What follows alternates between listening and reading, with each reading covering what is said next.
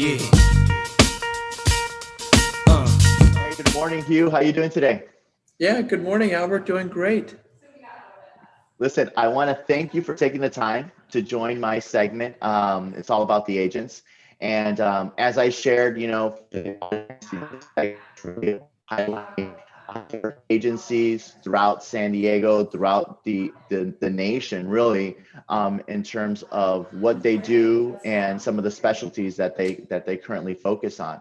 And today I'm joined by Hugh Leslie, who's a principal at Marsh and McLennan in beautiful San Diego, California. And Hugh's been with MMA now for 8 years, and he specializes in the life science industry, which is probably one of the biggest and busiest industries, I would say, after the year that we've had. And it's really a huge growth industry in San Diego and all over the country. So it's exciting times. And Hugh, I'm really excited to have you today. Yeah, thanks, Albert. I'm glad to be here. Good. So, Hugh, would you mind sharing a little bit of how you got into insurance? A lot of us tend to say that we got into it by accident, but share a little bit about your story.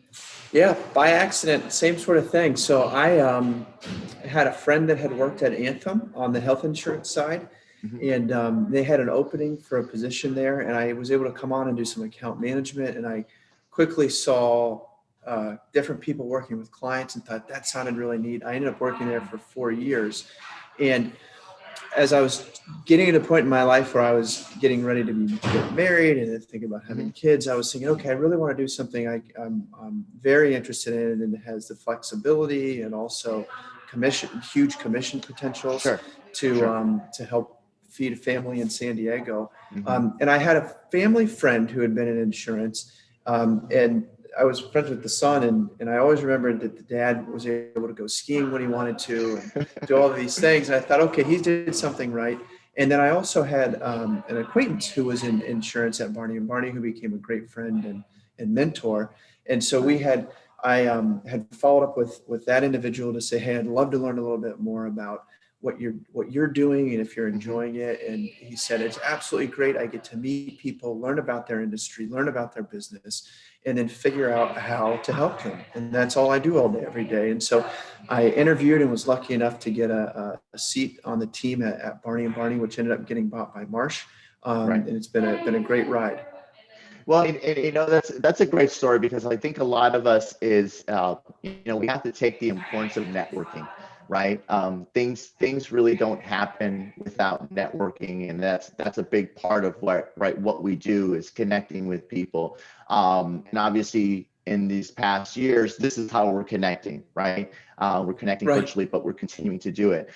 So what you've shared is really kind of a lot of what a lot of people share is how they were able to get into the industry. And Barney and Barney, now Marsh, really has been one of the leaders, in the life science industry. And for a lot of those that are not familiar with life science, it is an industry that focuses a lot in the biotech. We look at medical devices, right? We look at clinical research and development companies. So it's a really big variety of companies. And as I understand, once you got into MMA, was that the kind of the industry that you fell into right away?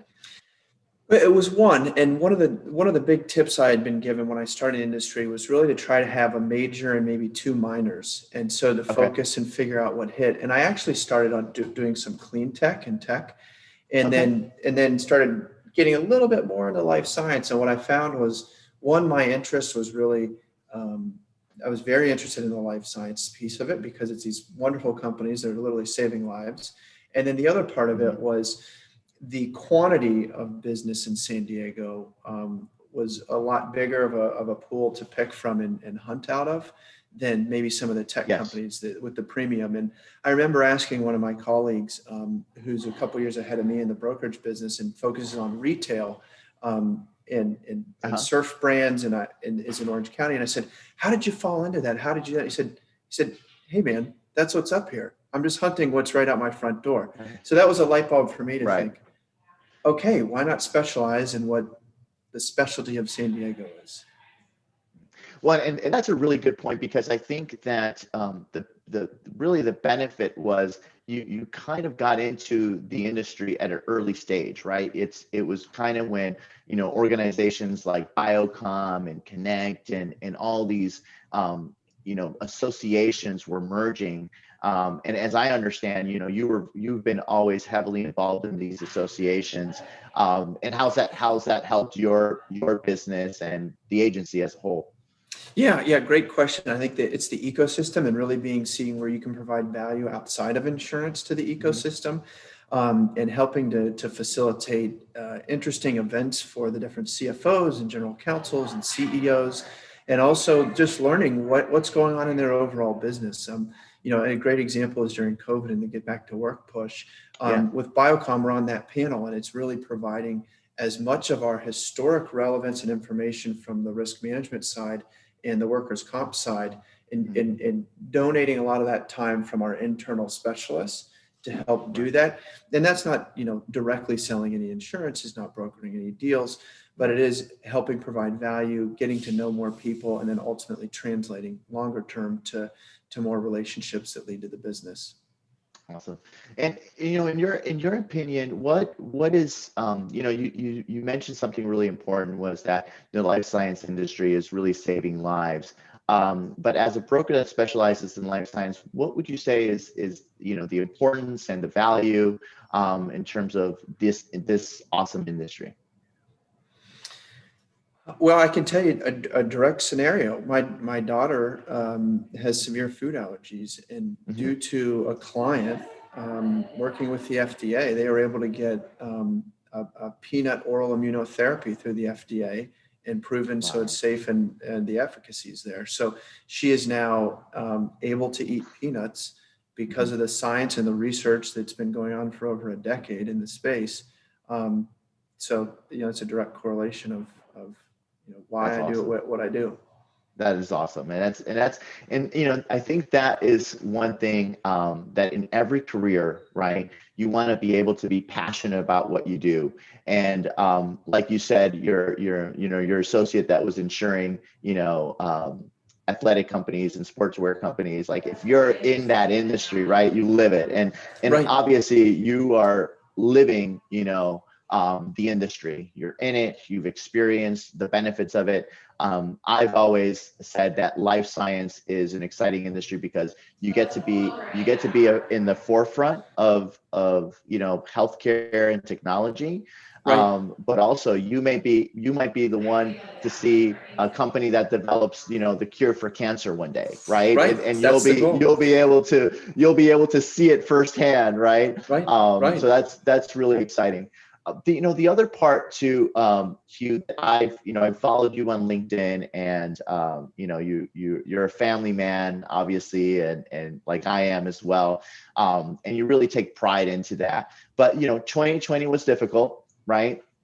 But what did you find that you did differently in 2020, and how did life science and the industry itself respond to 2020?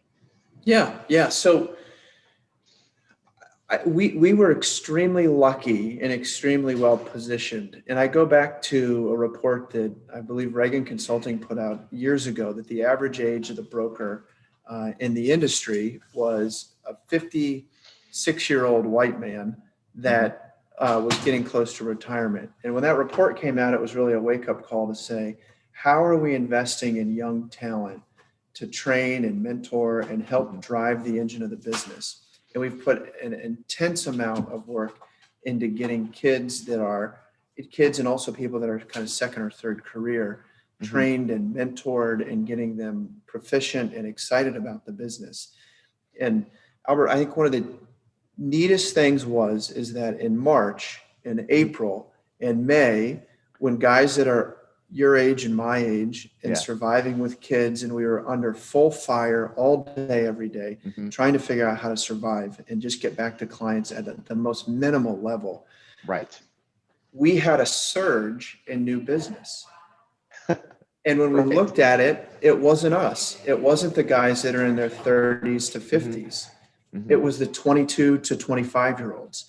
And they had taken all of this knowledge, and because they weren't carrying the load of keeping a household alive Right. and finding toilet paper and food, um, Right. they were able to buckle down to the fundamentals that we've all done for years, and they were able to keep that revenue going. And there was a moment of internal reflection and fear on the more seasoned brokers of how is Sure. this year going to turn out for the shop? How are we going to make sure that we don't lay anybody off? How do we keep enough food on the table for the entry level person up to the people who have been here for literally 55 years? Right. And it was the kids that pulled us through that. It was the 22 to 25-year-olds that drove that entire revenue. And it was That's a awesome. miracle to Yeah. look back at that. And now, luckily, the market and the industry has been strong. The overall economy has picked up for a lot of areas. Obviously, there's been hugely hit negative areas in hospitality and other Sure. areas, but Sure. healthcare has still luckily been strong. And so we were able to continue to drive great revenue. But, Albert, I think one of the big things that I want to share with everybody is just the value and commitment that we all need to make to give back to the shoulders that we've stood upon, and to really being mindful about recruiting individuals, recruiting people that are more diverse. And, Mhm. in insurance, that's as simple as saying, how do we get more female producers, like as a starting Absolutely. point, As a right? starting point. So Yeah. how do we take a step forward in that? And, one of those individuals is the 24-year-old that I mentioned. She's the one that helped carry us through. And she's been That's our amazing. first female mentee in a number of years. So it was a really great, it was really a great illustration of a grand experiment working. Mhm. And we don't have it perfect, but it was a step in the right direction. And for anybody that's new and looking at the industry, I'll tell you, once you get in, you don't leave. Uh, Right. it's broad enough that you can do many different things for Mhm. many different talents and many different interests. And it doesn't mean to say that you're going to be a producer forever or on the service Right. team forever. But once you get in, it's so diverse, from very analytical to very social people. And Mhm. you can create a wonderful career. And for the producers that are looking, I'd say it's as simple as thinking, I can put one rock on the pile, one rock on the Mhm. pile, one rock on Mhm. the pile, and you look back 5 years, 10 years, 15 years, and you have a big pile of rocks, which is the revenue, which Right. is how you build, your life and provide for your family, and also for your team. You can, one of the big things I think that gets my counterparts out of bed every day is supporting each other, Mhm. especially during COVID, and serving the clients. And in my case, we do get the exciting piece of seeing the wonderful work they're doing, and again, trying to save lives. No, that and you're really paying it forward, right? Like you were mentored when you got in. I think what you mentioned about outreach and getting more millennials around insurance and interested in insurance is really important, because like you said, businesses are changing.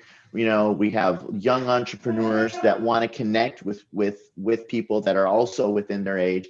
And insurance is typically not a career path that a lot of us think of.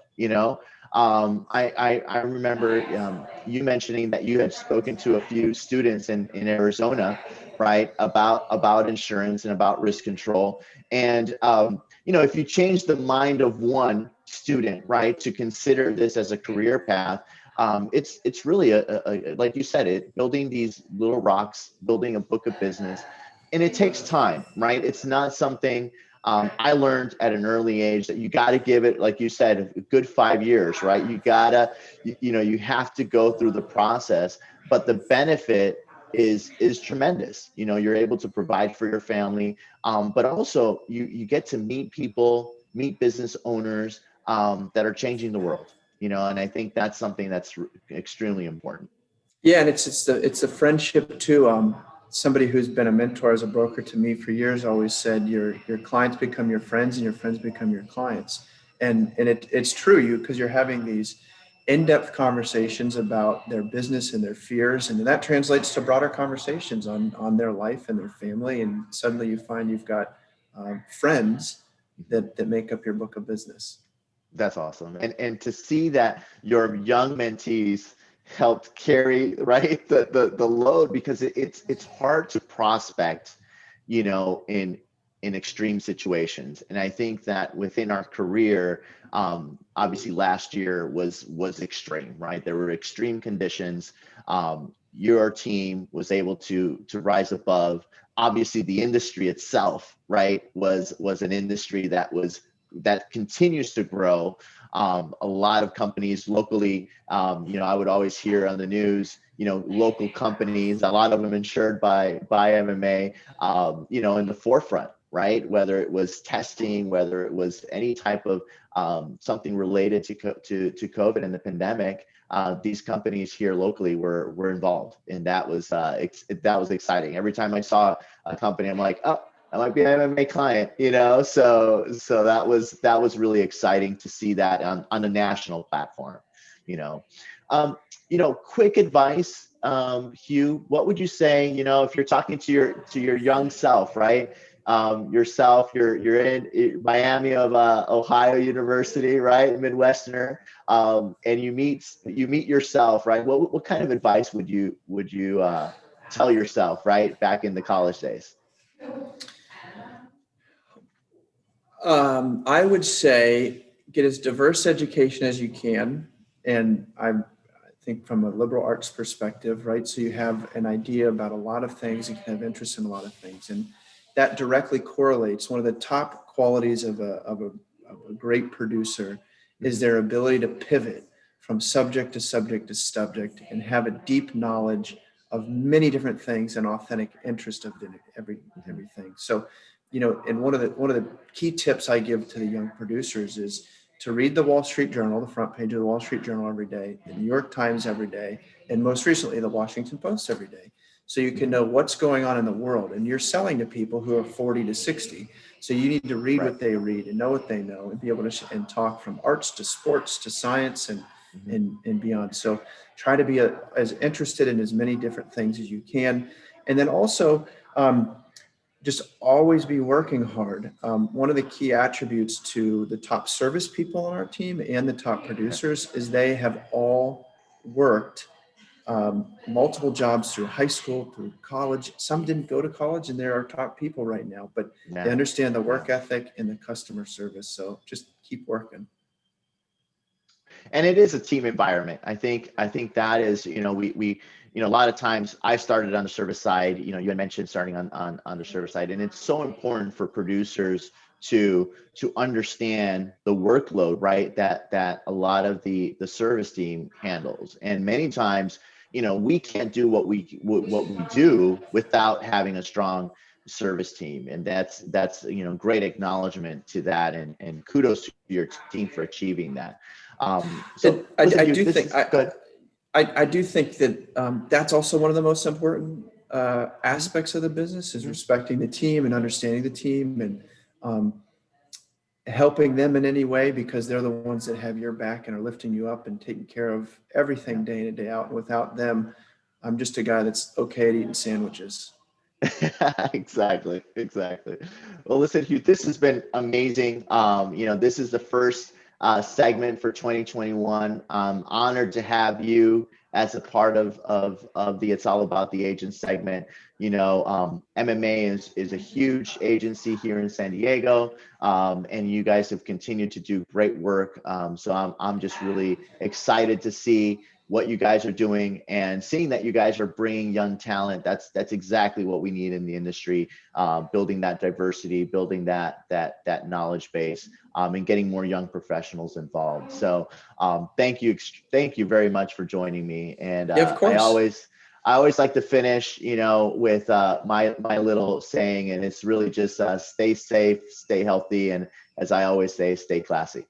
Thank you. Talk to you, Albert.